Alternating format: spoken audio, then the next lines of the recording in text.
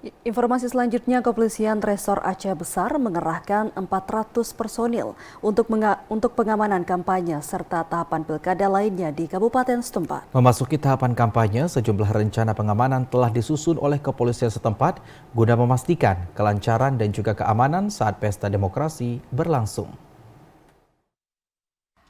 Kepolisian Resor Aceh Besar mulai melakukan pemetaan pengamanan dalam tahapan pilkada, baik kampanye hingga pemilihan nantinya.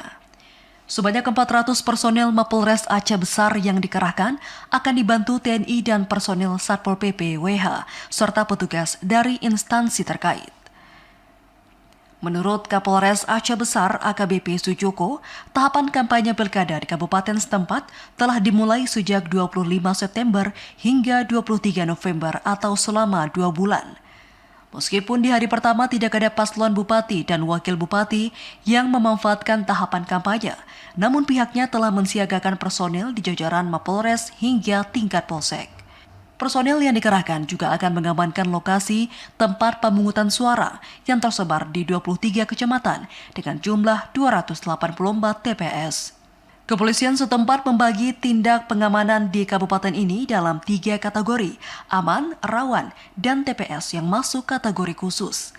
Pihaknya meminta para pasangan calon di kabupaten ini tidak melakukan hal-hal yang merugikan atau mengganggu keamanan dan ketertiban masyarakat.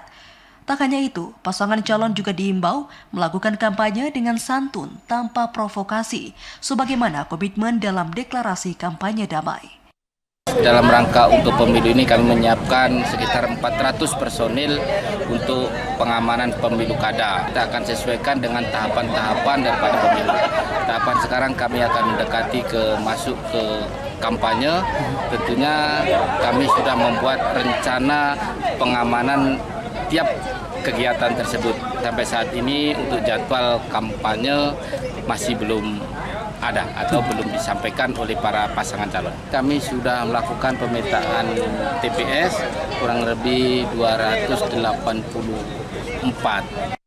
Untuk diketahui, pilkada di Kabupaten Aceh Besar diikuti 4 pasangan calon bupati dan wakil bupati, yakni pasangan Muharram Idris Syukri Ajalil, pasangan Mukhlis Basyah Tengku Muhammad Jazuli, serta pasangan Mawardi Ali Tengku Irawan Abdullah, dan terakhir pasangan Musanif Sanusi Hashim.